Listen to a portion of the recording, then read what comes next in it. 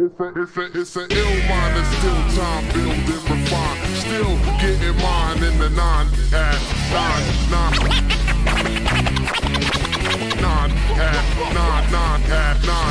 Build and refine, build and refine, build and refine. Still getting mine in the 9 at 9. Build and refine, still getting mine. Geometric 9 at 9. Sean J. 9 at 9. Stylist Chris 9 at 9. DJ as 1 9 at 9 at 9.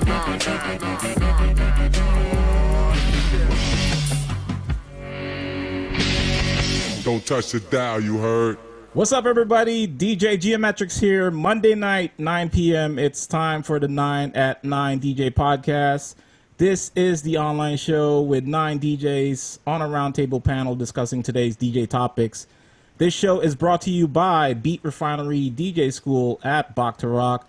Learn how to mix, scratch, and make music by visiting beatrefinery.com. We have school locations all across America. It's time for episode number 14. I'm really excited for this episode. I don't know if people watching the show know, but most of my DJing nowadays are in the wedding and private event scene. I'm basically a retired club DJ who's evolved to running my own single op company now for the wedding scene here in the DMV area. So on that note, we've invited some of the best DJs around the nation that are in the mobile DJ industry here tonight. And hopefully we can share some awesome knowledge and insights on DJing for weddings, corporate events, private parties, and what to expect for the future of it due to the current climate. But first, let me introduce the rest of my crew, my co-hosts. We got DJ as 1. What's up, guys? Welcome back. What up? Next up, we have Sean J. Yeah. What up? And finally, gonna pass the microphone off to Stylist Chris. Take it away. What's up, y'all? We have a super talented show for tonight. We have some of my favorite DJs, guys that I've known, whether personally or just through the entertainment, the nightlife industry. We have brought together a group that have transcended what it means to be a DJ in the sense of the mobile and wedding industry, where maybe 20 years ago that industry was looked at as a bunch of people that weren't necessarily the top-notch musical creators, and it's completely evolved it into what DJs consider a place to truly find a path and a living and still get to really love music, do music. So I'm so thankful to all of our special guests tonight for being here with us. We like to run them down in alphabetical order. So we start off first with our brother from Pittsburgh, PA. He is practically a resident on this show, as he is at almost every club that he DJs at. It only takes one time for this guy to get to a club and they're like, yo, when can you come back? Let's get back. He has residencies in DC and Pittsburgh and Tampa. He's constantly evolving. He's Pittsburgh Panthers. He's Pittsburgh Steelers. He is all over the map. Lately, doing a bunch of talks, really helping DJs around the world kind of get through this COVID with his new branding of marketing and help and tutelage. Let's give it up for our brother, Digital Dave. What up?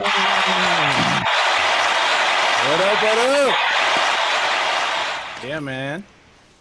Appreciate you, man. Thank you again for being here. Yeah, for sure. Always happy to be on the show. Your resume got longer since last time, man. No, every time he's got something else he's done. Even in a pandemic, I'm adding to my resume. So. That's right. Never stop the wheels turning. And speaking of that, this guy I've known as in the business world probably since the early 2000s. The first time I kind of caught up with this guy, he was making records on a label that every DJ coveted back in those days. The first record came through the DJ Hut. It was an Aviate record, and we were like, yo, this record is dope. Who is this guy? And then we watched him kind of parlay all of his musical and DJ talents into being one of the premier wedding DJ lighting photo booth companies around. He's a music director for Big Night Entertainment Group, which operates the top nightclubs in New England. He's also an esteemed instructor at the DJ and DJing at Berklee College for Music in Boston. One of my favorite DJs to see rock. His name, DJ JD. What's up, guys? Thanks for having me.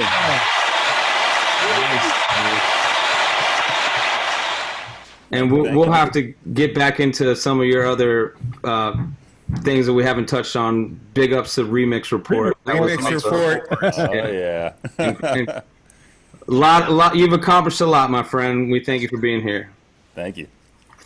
All right, next up, this guy was a Beat Refinery instructor. He's a Beat Refinery family member. He lives in the DMV, has co-owned and operated Mixing Maryland for the past 8 years. Mixing Maryland has won several back-to-back Washingtonian and Wedding Wire awards and has DJ'd over 100 weddings a year. Kyle operates and his other occupations include head chef in his home kitchen, sneaker enthusiast and consumer, and proud dog dad to Jazz and Theo. Our brother, Little Rock. Hey, it's in Maryland. Down to Baltimore. True. Lots of W hats on tonight. I like it. Welcome, brother. On that. All right, our next guest is an international DJ, music creator, and vibe creator. She works with international brands like Vogue, Nike, and Google. She likes to build with organizations and people that want to tell a story through music and events, and she believes music is a tool that is healing and elevating the world right now. We need more of that. We thank you for being here. Let's give it up, Chicago, Illinois' Megan Taylor. Hey, thanks for having me.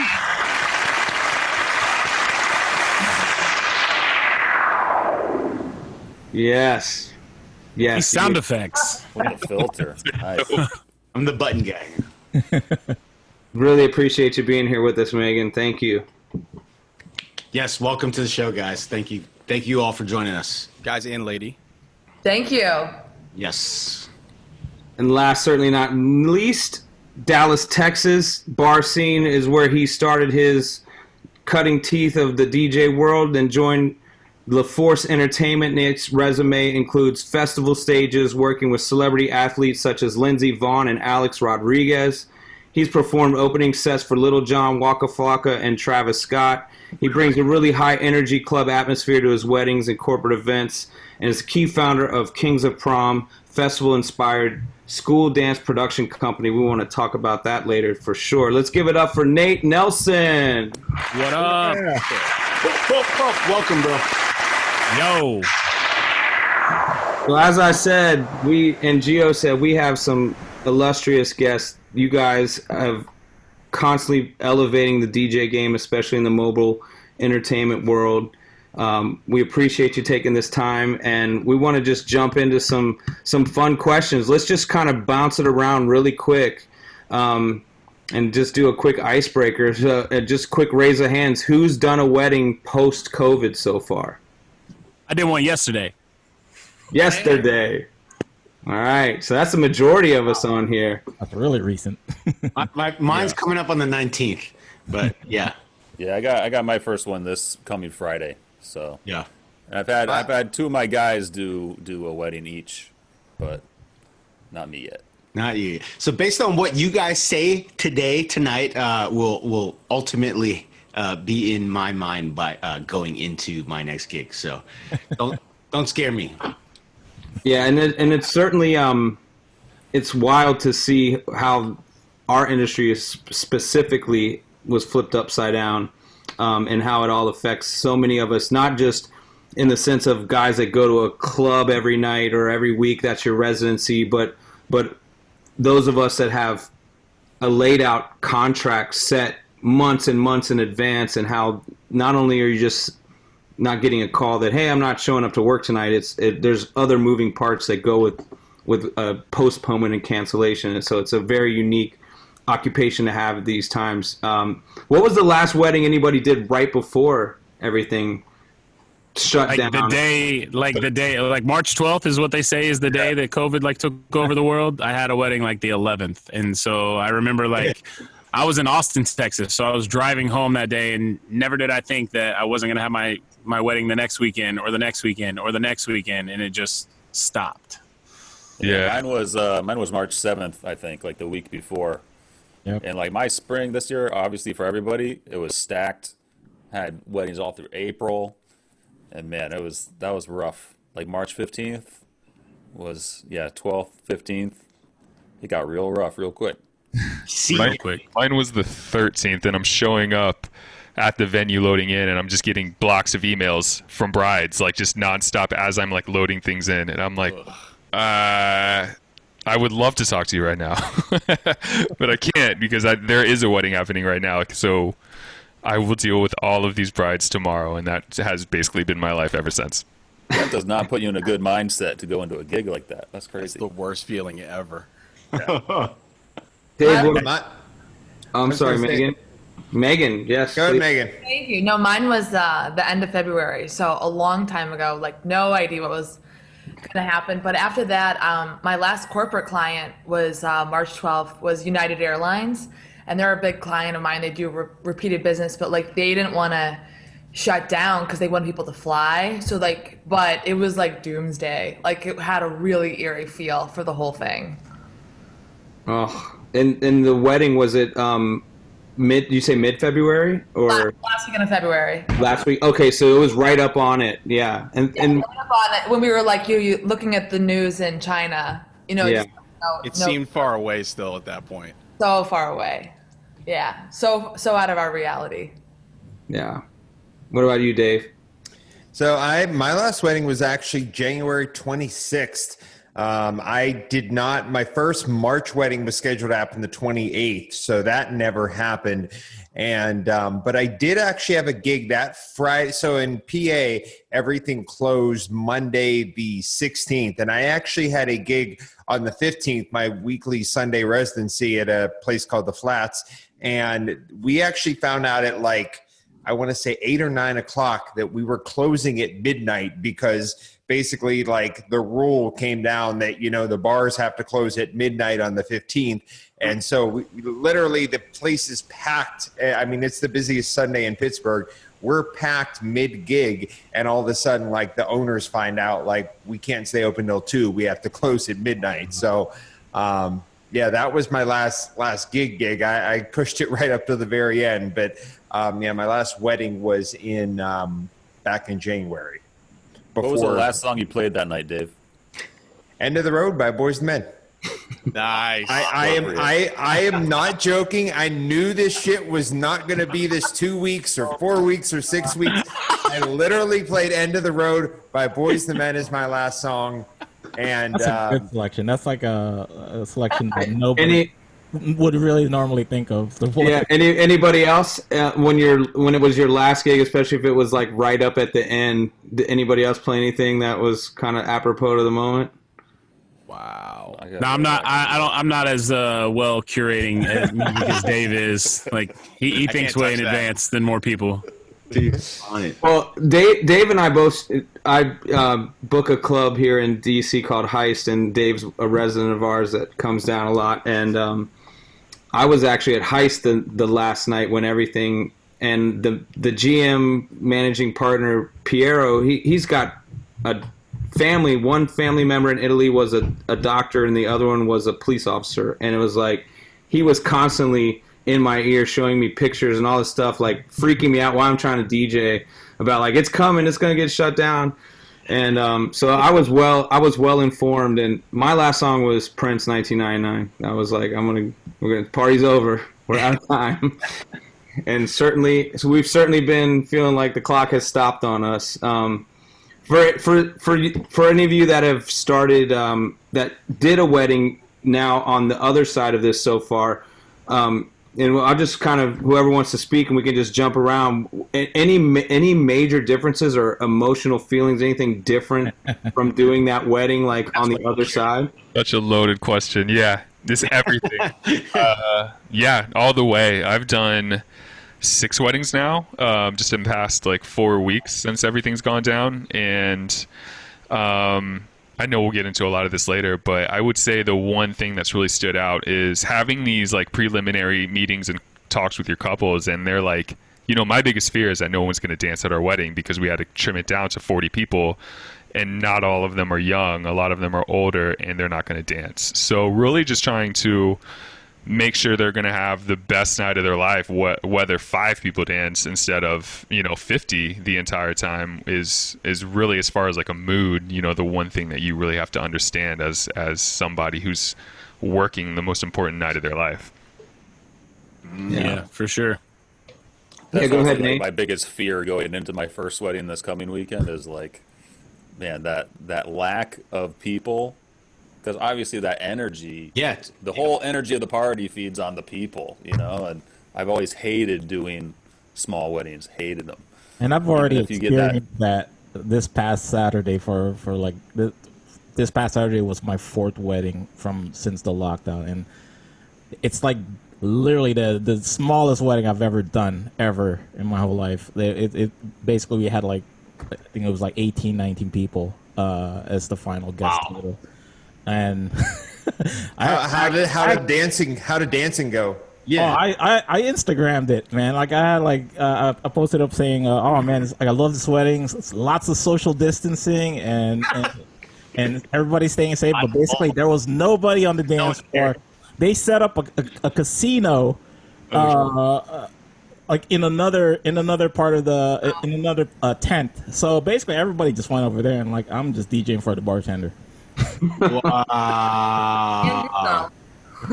That's how last night was for me. So last night was my 9th wedding back since the shutdown. My first event back was actually a high school prom that was put on by parents. So, you know, high school kids going into 2020, not being able to have graduation ceremonies, not being able to have proms.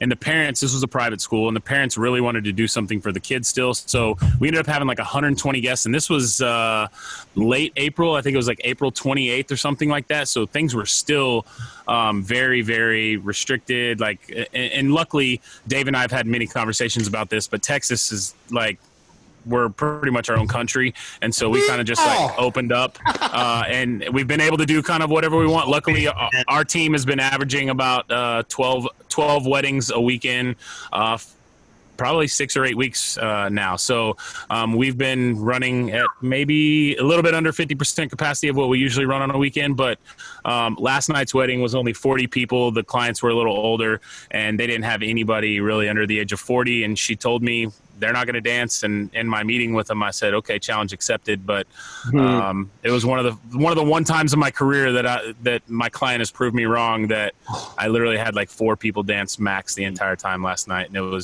it's almost like a gut punch, you know. You just feel like you're better than that, but like these people just, I don't know. I didn't want to say lame. I just want to say chill. It was a chill wedding. DJing is a humbling profession, man. You It can be. you can literally in a 10-minute span go from on top of the world to being like, I should just stop doing this job. This job's not for me anymore. The bad nights feel real bad. Yeah.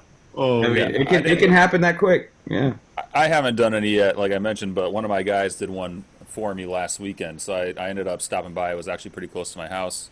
I was like, this is like our first official wedding for the company. I got to go and at least like see what's going on. Yeah. And there was definitely a decent younger crowd. It was probably more like 50 to 60 people, I'd say. But so I got there like half an hour before the end of the night, and there were people on the dance floor, but they were all just like standing there. There were probably like 15 people there, but they were all like just in almost like a dance circle, but no one in the middle. Like just in little groups just standing there. Like, so they were like there like vibing a little bit, but they definitely were not like full out dance party. So I think they were giving a little bit of reaction and things like that. So it's not like there was no feedback from the audience, which is like the worst, right? When that doesn't happen. But yeah, it was different. It was definitely different. So the crazy part about last night for me was being at my 9th one back is that the previous 8 had all been absolute ragers. And last night was the smallest. Like literally every wedding I've done up to last night has been at least 150 guests. And you may see 5 or 6 people on the dance floor with a mask, but everybody else is like just going straight up. Like, and the comforting part is it almost feels like life is almost normal again in that moment.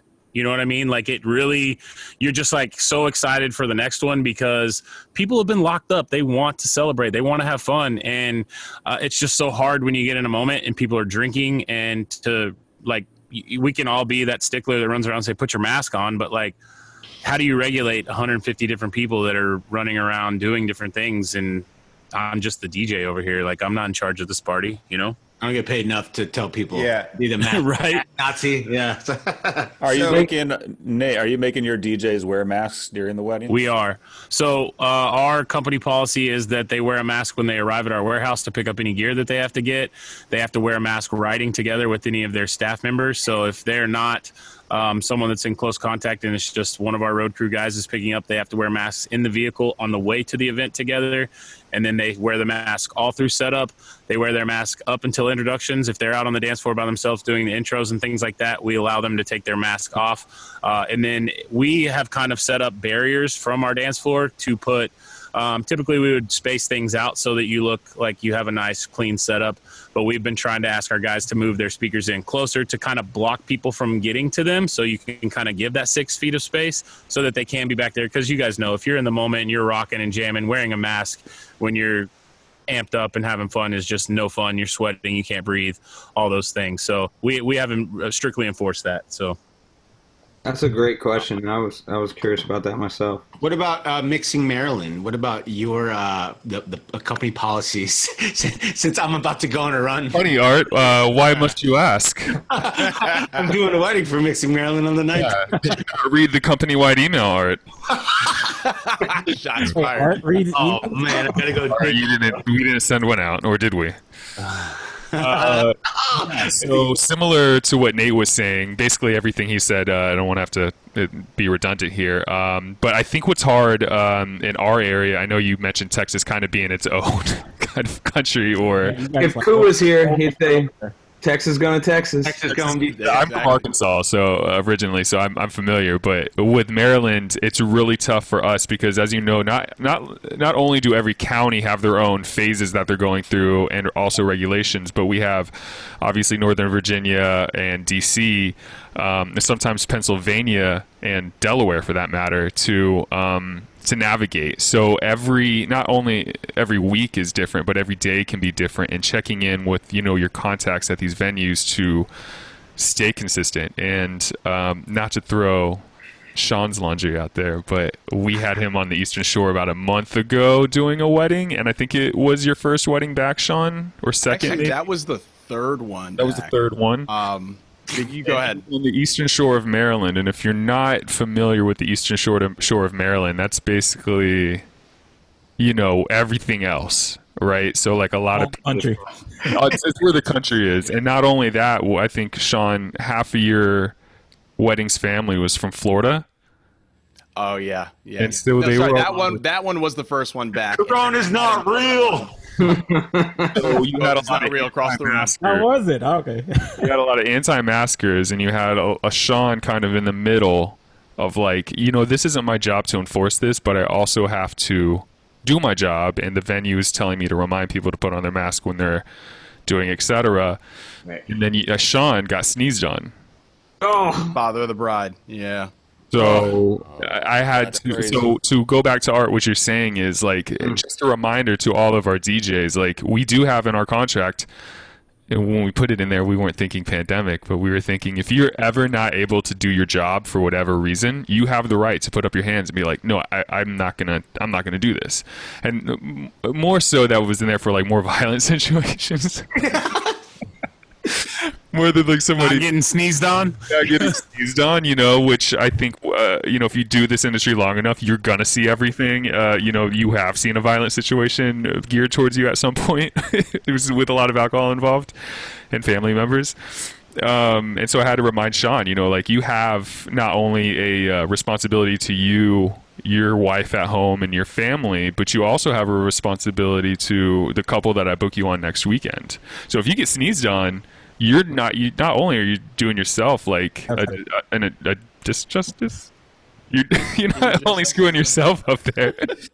My wife's a communication major. Not only are you messing yourself up there, but now you're putting us in a tough spot next week where I'm like, hey, client, Sean can't DJ your wedding because he wasn't careful enough last week. And we booked Sean, a year in advance. So that's kind of like what we tell our DJs. It's like, you not only be safe for yourself, but be safe because we have people relying on you for next week. Well, and you also, the rule in DJing is it's always the DJ's fault. So No matter what happens. If Sean got sick from the week before, and even if it was nothing he could avoid, it's still going to be his fault. That's the way it goes. I got a question, actually. If you don't play our request next, we're going to sneeze on you. Oh, man, don't put that in the universe. Now they know. But Kyle, real quick. Basically, like a lot of your weddings since the lockdown, has it been like mostly Maryland, or did you start it out like Virginia? I don't. Virginia was the one that opened up earlier, and I'm going to Virginia next. That's what I did. We have Virginia first, and then this past week was my first. Yeah, I don't think we've had a Virginia yet. I know we had a DC one with QB. Premonition obviously was at a wedding there, and again, like the regulations in DC, I think are the most restrictive right now. So I was going to say, I'm surprised you even had a DC one. Yeah, so when he showed up, he got obviously the whole nine. Get his temperature checked. Every time I think he re-entered, he had to get his temperature checked, and then I think he had to remind people. That's excessive. 10 people on the dance floor at a time, I think, is what he was telling us afterwards. And so we've done DC, we've done Montgomery County, which was like ground zero for COVID in Maryland because we have like a big population of elderly. I would assume that's why. So we've done a lot of Montgomery County weddings, and then we've done Eastern Shore the most in the past month, I would say, where you're going to have a lot of people more careless. And actually, 2 weeks before we did our first wedding, I went down there to help a friend do a wedding, so I did a little bit of recon. I was like, let me see how safe people are being and not being, so that we can do a little bit of research for ourselves and our team. Sure. In terms of Eastern Shore, were these events more venues or were these private residences? So venues. The one that I did recon on was a private, but Sean was at the Oaks Waterfront Inn, which is one of the bigger venues out there. One of the more established companies that runs that. Yeah, place. And then I've been at Tidewater twice, which is owned by Chesapeake Bay Beach Club, which is a bigger one on the Eastern Shore.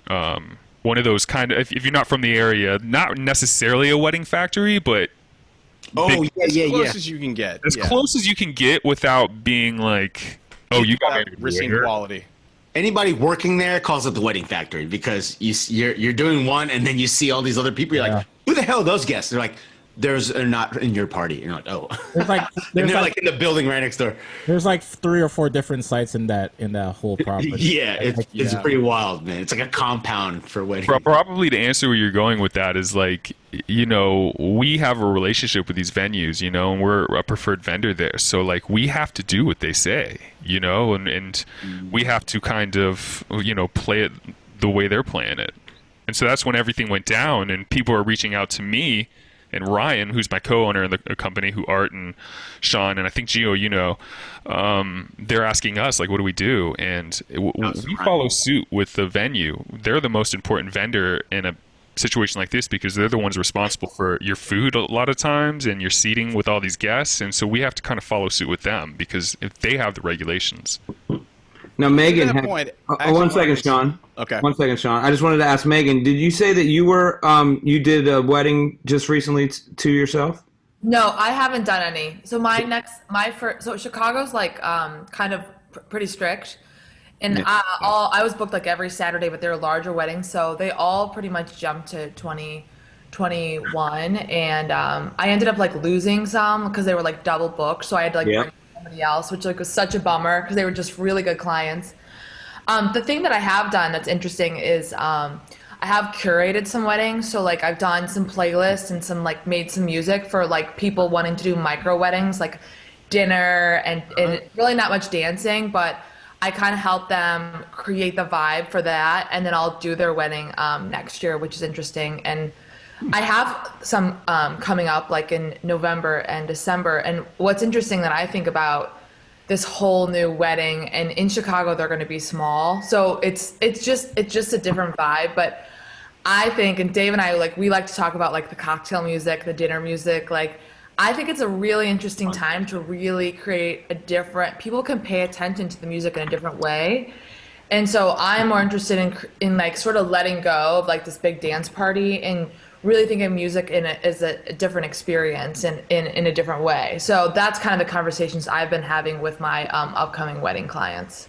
And it's funny you talk about like that too, because I have one of the newest guys that I train, because I train everybody on our team. And last night he was my assistant, and I'm talking about the wedding that was chill. There was really no dancing.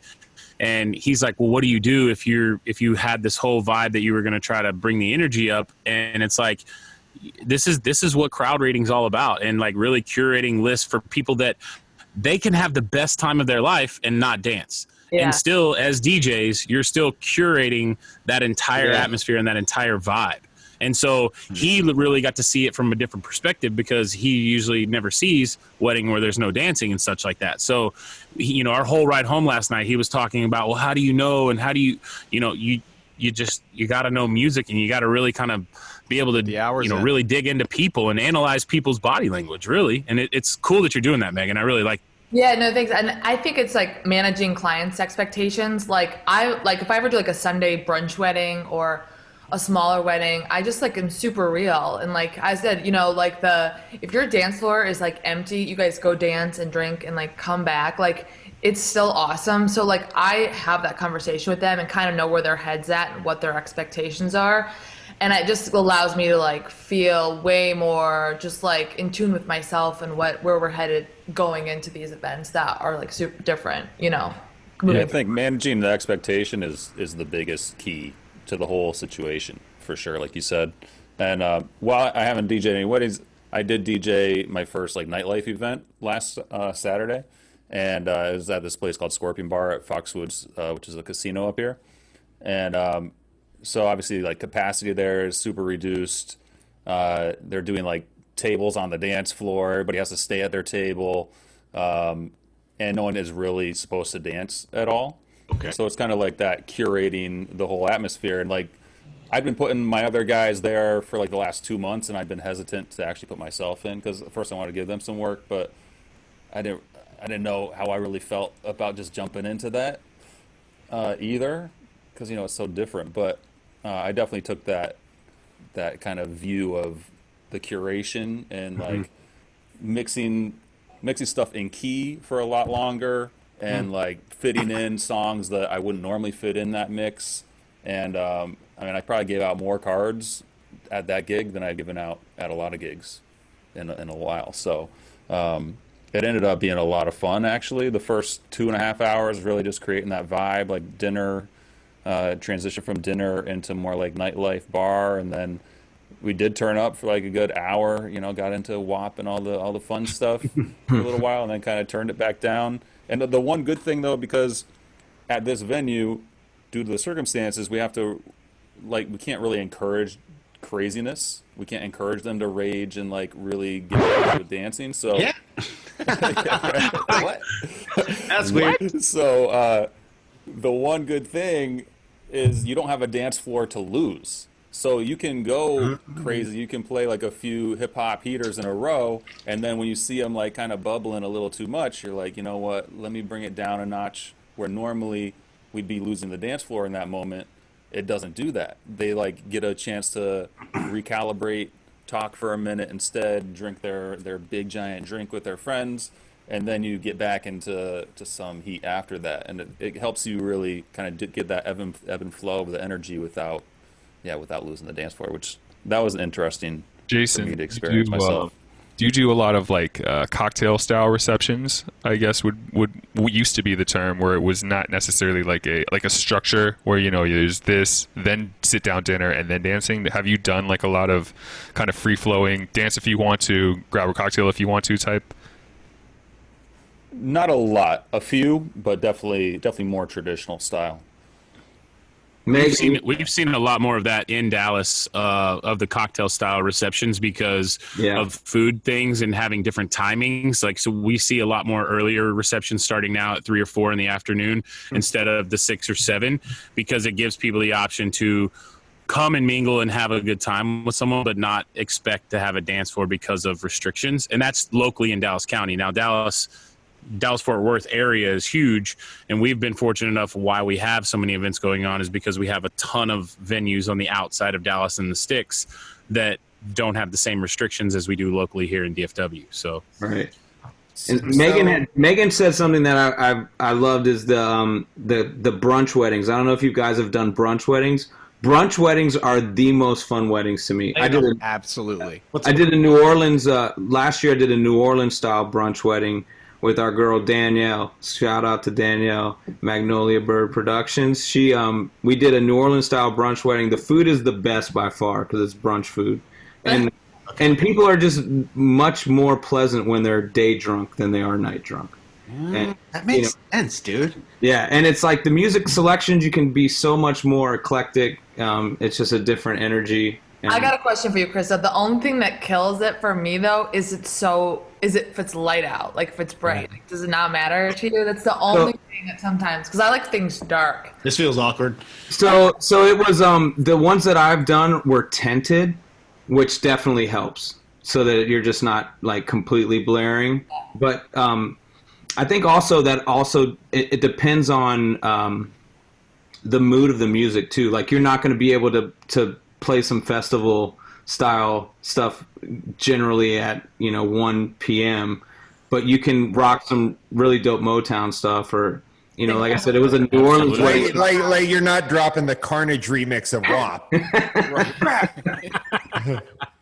You're reaching for the 12-minute reflex play this, because you can let that ride, and people are like, I like this, I'm gonna go with you on the journey. My favorite thing that you guys just hit on is, as opposed to being afraid, and this is kind of my big takeaway after starting to get back into the season for the year, is setting the expectation at the very beginning was the way I got over a lot of that paranoia that Jason was talking about. And for me, coming into the venue with the perspective of, hey, I'm going to take control of this situation. I've done 13 years of DJing. I know my way around a dance floor. I know my way around some turntables. I can do things differently than I would in a club environment. So my favorite part of that club environment or lounges is the first hour, where you're just getting people used to what the rest of the night's going to be. This is a really great opportunity for us as DJs to set the expectation for our existing clients and future clients that are feeling a little bit more paranoid, that you can have a great time and not necessarily have a rager. If you want to go for the rager, there's things that we can do guest count wise to make sure that's as safe as possible.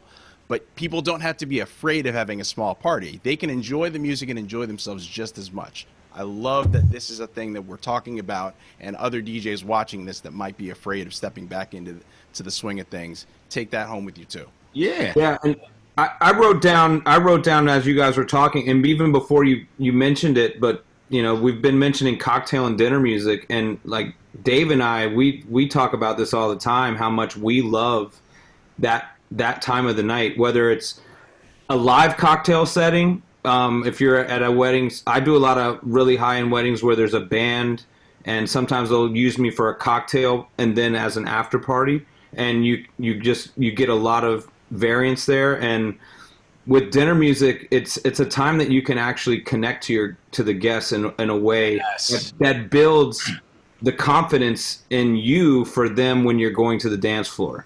And a lot of guys we know, whether they're busy doing other things during the wedding or just want to mail it in, they just throw on a playlist for dinner, where to me, dinner, I want to play that live. I love playing dinner live because it really gets you to connect with them, and you can certainly use those times. And so anybody else, like, I know Megan, you mentioned it. Dave, tell us a little bit about your recent. Well, it's funny because I had I'll never forget this event. It was a corporate event, and I was playing dinner at it, and had this guy come up, and I think it was hypnotic brass ensemble version of Spotty by the Outcast cover. Yeah, Love that one. And I play that, and this guy comes up and he's like, "Yo, what is this? Who did this?" And I tell him, and I had a younger kid, an assistant with me, and so guy walks away, and then I play. I think I played one of those Paul Anka covers, Chris, that you actually originally turned me on to those, and someone else comes up and they're like, "What is this?" And then I played I have a cool like Latin soul version of cover of "Sweet Dreams" by Eurythmics. It's resung. It's by a group called Setenta, and I played that. And someone else came up, and then there was a fourth person came up. Literally 4 people in one dinner came up and complimented or asked about the dinner music. And this assistant's sitting there, and he's looking at me, and he's like, "Is this for real? Like, hey, you had 4 people compliment the dinner music?" And I'm like, "This is like legit a time to do stuff that people will pay attention to and be like, oh, that's so dope," rather than playing something they've heard a million times before. So dinner is really, I've always felt like, especially a time to be you, because you don't have that you don't have that situation where you're worried about a dance floor.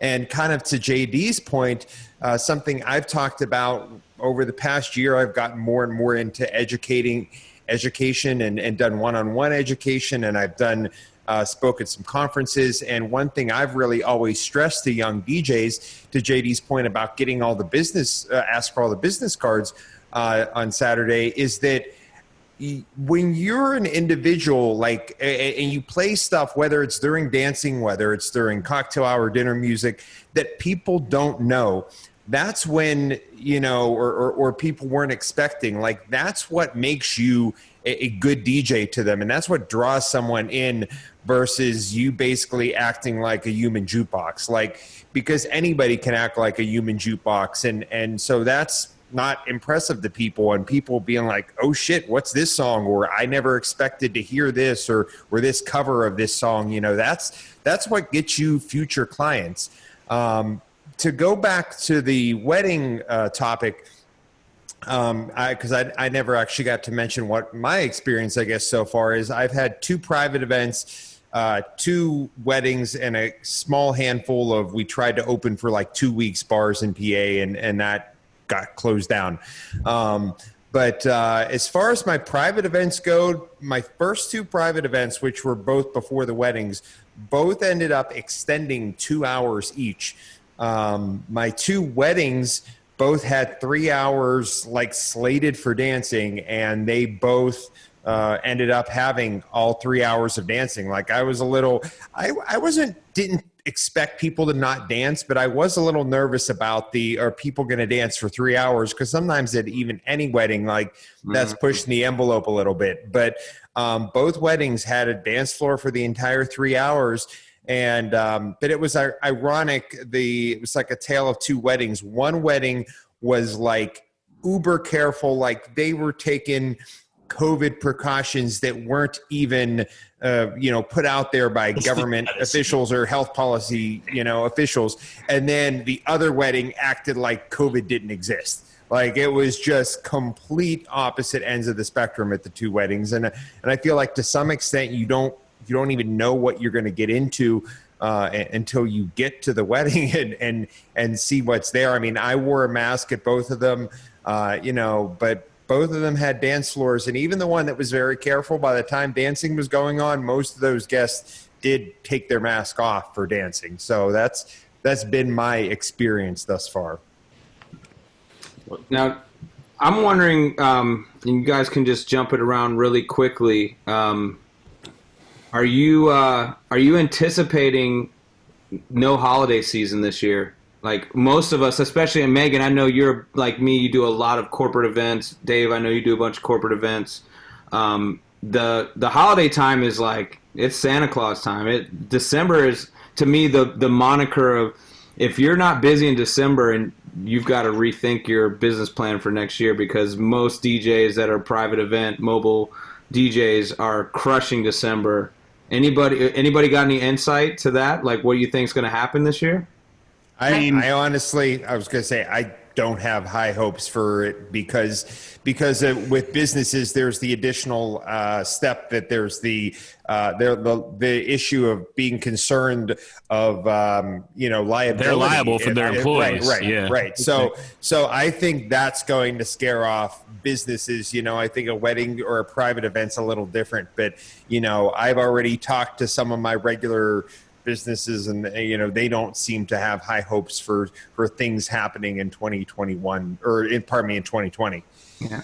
Megan? Yeah, I ditto that. Like Facebook, I do their holiday party, and they're not even going to the office till June of 2021. So I know, like, I'm just not expecting it. And but what I am doing is I'm partnering up with some other vendors, and we're thinking about doing some sort of cool. I mean, virtual is not the same, but it is something. So we're trying to put these, party in a boxes together and think of something that we can, because they're going to want to do something, I think. So like, how musically can I still serve the client in some aspect? So I got a question, Megan. If you're going to play Facebook's party, you're going to do it on Facebook Live, and are they going to mute you and kick you off? Great question. Oh, Sure, once October 1st comes around. Nice. I think I'll have Just saying. You can Megan, you can be the D-Nice of Facebook. Oh, there you go. all rules, nothing applies. Yeah, so just a little comparing and contrasting as far as December goes. We were looking at our numbers today, and we're about 160,000 down from where we were last year in December. And we did have a lot of weddings move to December, which we're fortunate for. So a lot of our guys are working, but our corporate is like non-existent right now. So usually we start getting those calls around this time of year, and we're usually reaching out in September, trying to say, hey, we did your party last year. Are you still interested in booking the same guy this year? So it's not looking promising. I think the biggest thing, Dave hit it on the head, is that companies know that they are going to be liable for their employees at the event, especially if they're all working from home and then they want to try to get together and do something, and one person shows up because they don't want to miss the party and they're asymptomatic, and then the entire company goes down. It's crazy. So That'd be a bad look for sure. It's a real bad look. I know up here in Yeah. Connecticut, like the indoor numbers are still going to probably be 25 or maybe 50 for events in December. So, yeah, there's very little hope. And we were talking about it on a couple of our episodes in the last weeks, that the Zoom party thing has kind of died down a bit. Like, there was a lot of opportunity, I think, early in the year where companies were like, hey, will you DJ for us for a Zoom or do something, get our company fit, let do like a dance party workout. They're all stuck at home. But we've had the whole summer, and people are out and they're moving, and that kind of novelty is a bit worn off, but it'll be interesting to see, at least especially in the northern Chicago, Connecticut, Texas. You're going to always probably be pretty warm, but where we here in the Northeast and places where it gets cold, and everybody kind of gets stuck back inside again, will that desire to have the Zoom parties, will they start it back up? I could see, and you guys could talk on this a bit. Gio, I want you to speak on. Would it be more popular, coming up in the winter? Would be, because like the Zoom party was a big thing during the lockdown. But do you think there's going to be more demand for it for the winter, or much less than it was during lockdown? I feel like up here in the Northeast, in Connecticut, I've been thinking about reaching out to some schools, because I don't do a ton of schoolwork, but I do some. And I've been thinking about reaching out to them with some packages for that, because a lot of the schools up here are still doing either fully remote or hybrid. So they're definitely not going to do big in-person dances at all. And I think, yeah, once it gets cold, it's going to feel like a lockdown all over again. The summer feeling is going to go way far away. so who does school events here? Jason and Nate? Yeah, we do. Okay. I do some too, but not near the level Nate does. And Yeah, definitely. Something that we got roped, I don't want to say roped, but invited into doing at the beginning, I guess it was towards the end of the spring semester for seniors and juniors, was a photographer put together a virtual prom, but her angle at it was a way to harvest emails because a lot of her clients are seniors. Portraits. Doing senior portraits. So she was like, I want to do something because I have a sibling that's, in this age, and I want to do something with all the surrounding schools. So she was able to put together a virtual prom and then use it as a way to gather emails for, seniors that were incoming seniors that were going to need portraits, and then shared that list with us. So unless Zoom or one of these other, platforms makes it a little bit more fun and engageable to do a virtual event, I think that's just a great angle to get into, is just more incoming clients for, when these people get engaged 4, 5, 10 years from now, whatever. Yeah, it's really hard to engage teenagers via internet, Zoom, any kind of social platform, because they always feel like they're too cool for what even may be the norm if it is a social thing. TikTok is going to be something that if we can figure out how to...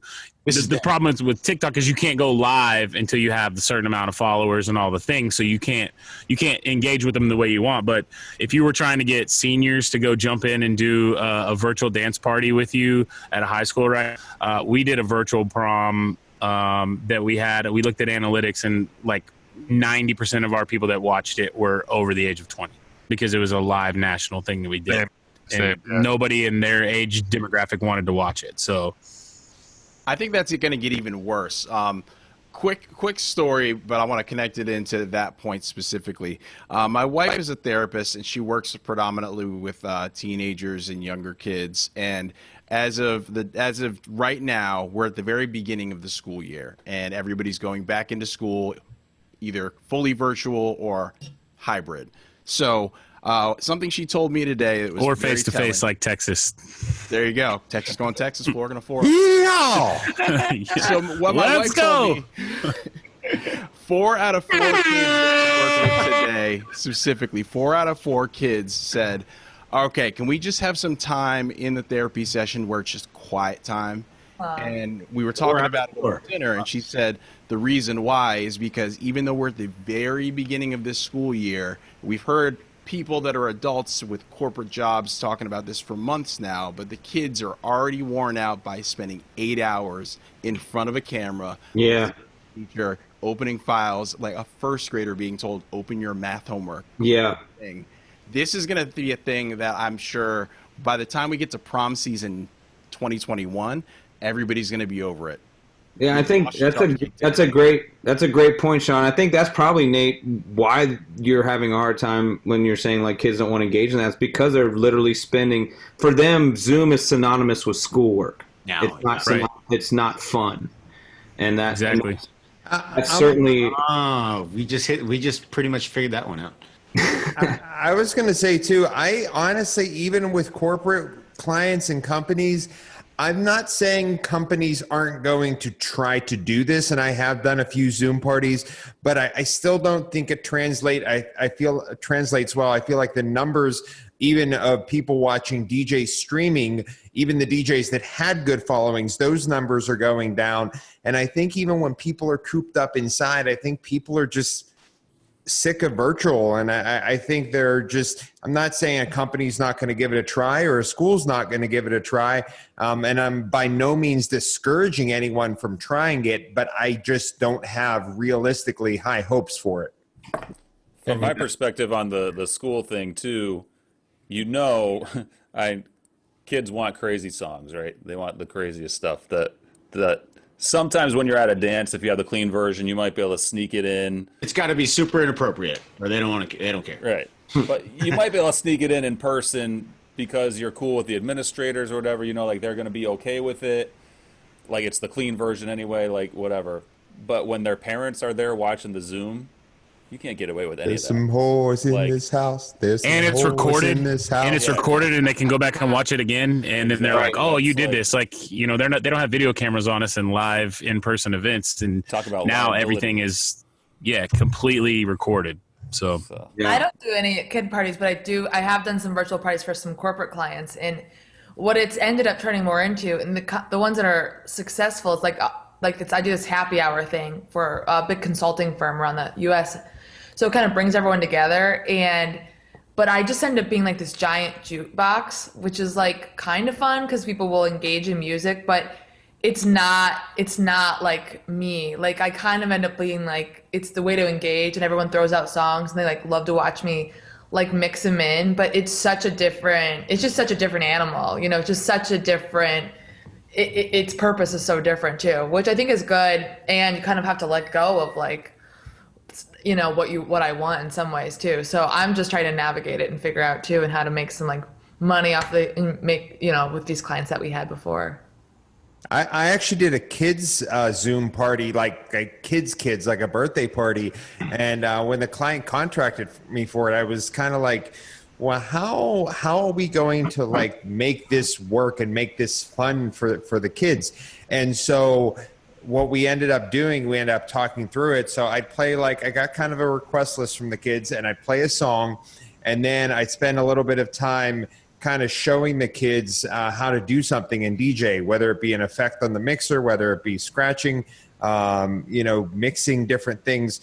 And so I'd kind of, and that still doesn't last too long. We probably only did it about 45 minutes, but it would kind of be play a song, teach something about DJing, and that kept the kids a little more, engaged, and was able to make it a little longer. And then I did this because the client was a friend of mine and an event planner, and it was her daughter's birthday. So for the finale, I had the brilliant idea of shooting off my confetti cannon in my studio, in my home studio, which I still am like, oh no, still cleaning that up, aren't you, Dave? Yes. Yeah, but I was like, this is like someone that's, I'm like, it's like a, friend is a planner. I'm like, I got to do something for, the daughter's birthday. So yeah, I'm still cleaning that up.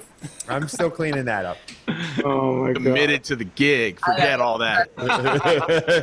I also like a costume party. I did a costume party, and I was like, wait, it was like a live, ape dancing. So no one knew who anybody was. So then they would let loose.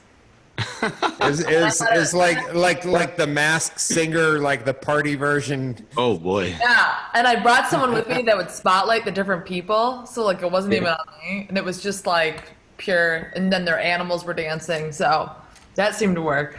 That definitely works. If you're gonna, that's certainly a way to clear the inhibitions for sure. So this and if you guys do get, go ahead, Dave. I was going to say, this is a little off topic, but does anyone know, are we going to get to have Halloween because everyone wears masks? It's the holiday made for COVID. Really, if there's one holiday that was made for COVID, it's Halloween. So do you want to be the person at your house? It's going to be the first dance floor where everybody's going to be wearing a mask. No, it won't. Well, Halloween won't happen because there's no way people are going to want, 300 asymptomatic carrying kids coming up to their door wanting candy. It's just not going to happen. I'll say this in general. Everyone's going to have the please take one bowl out. Oh yeah, it's gonna be like Halloween's gonna last 25 minutes. I don't have kids, but as far as I've seen, Halloween in the last 20 years especially has taken just a huge downturn. After 9/11, I don't know, I just remember in the 90s, my neighborhood was filled with kids.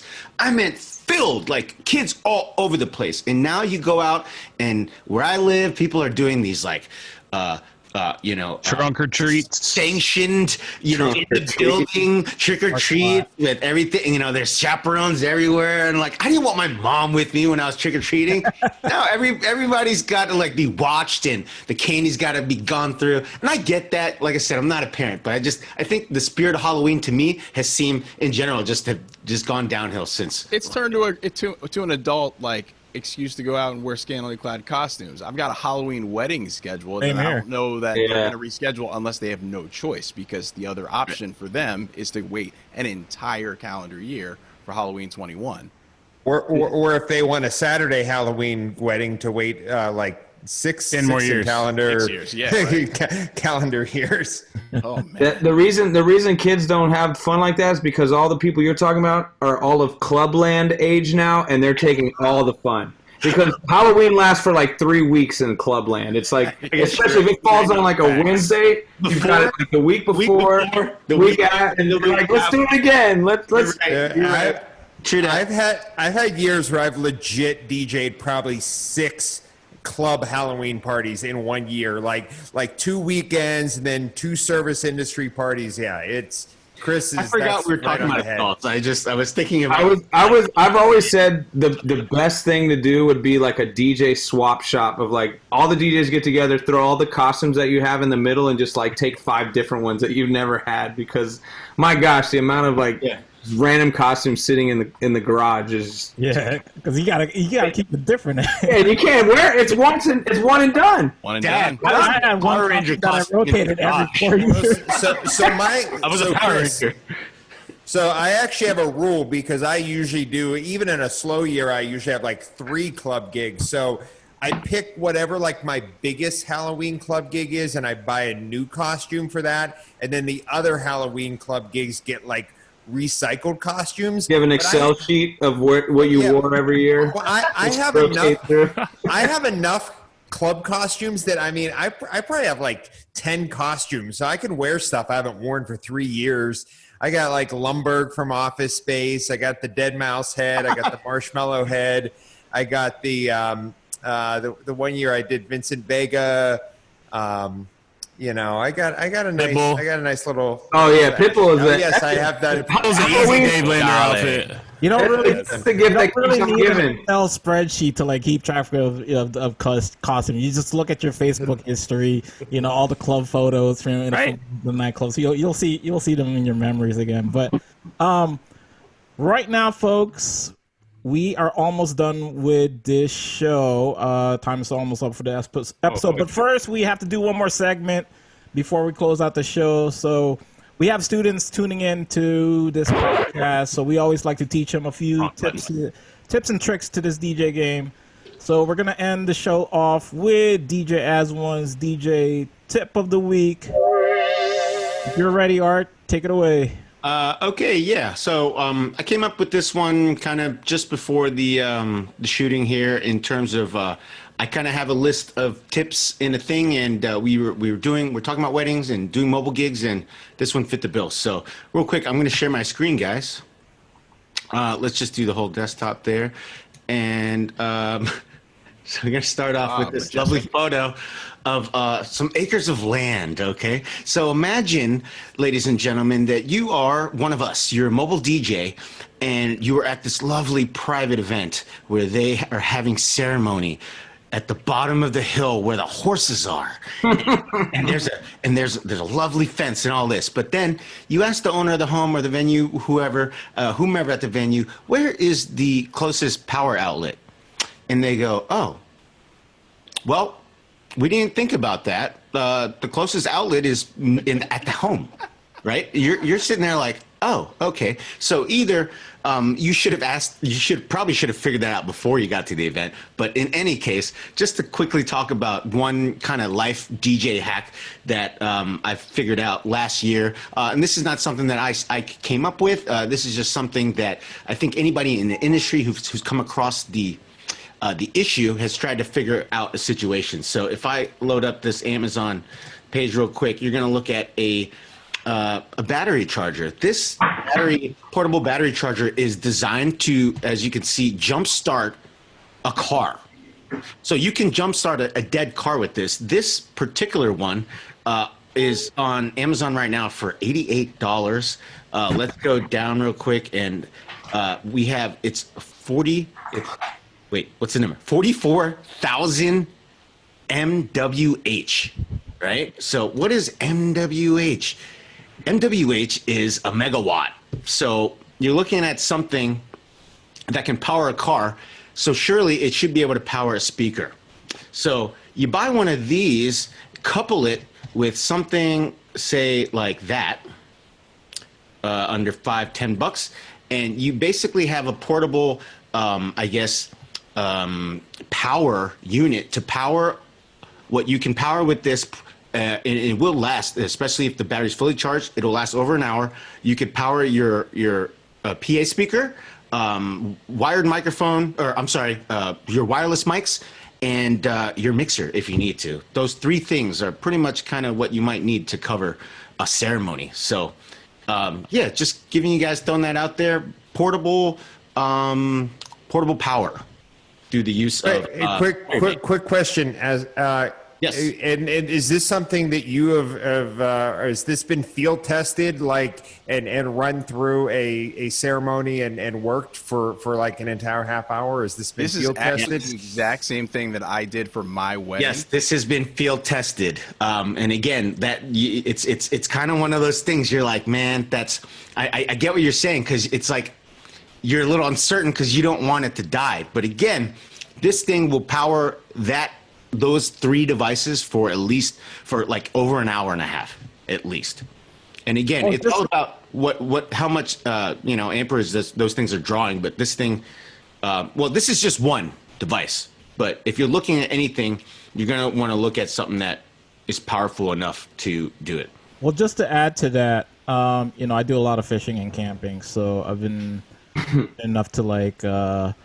Especially like lithium battery prices, they've gone down significantly as of late. So, if you really are unsure, you can always go for like the more, they call it the solar power generators, which is like the Jackeries, brands like Jackery or Goal Zero, where they have, I believe, 500 watts of. You can buy like certain batteries that are.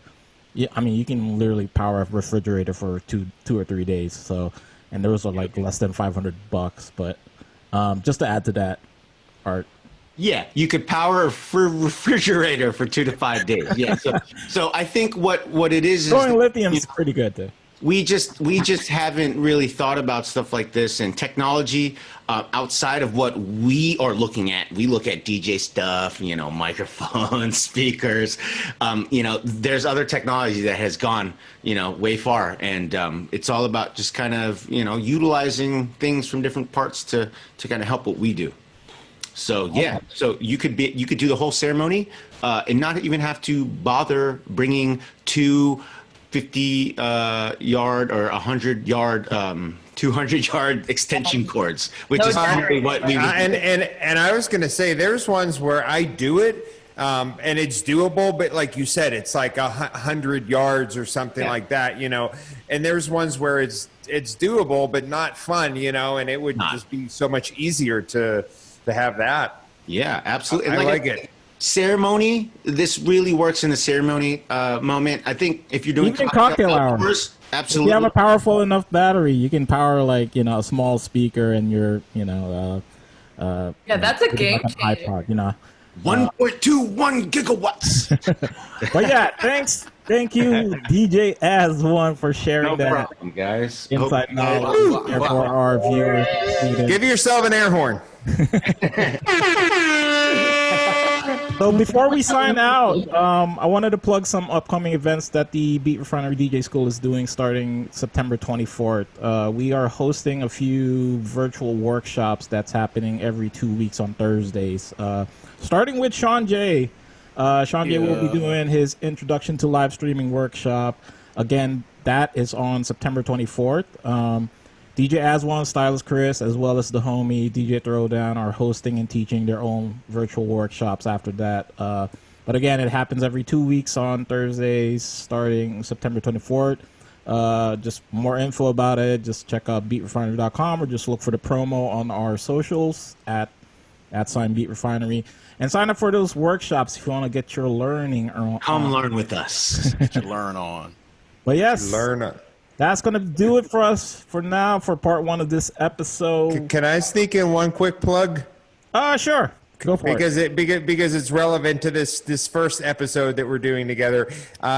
September 18th, which will be the Friday of the week this show is airing.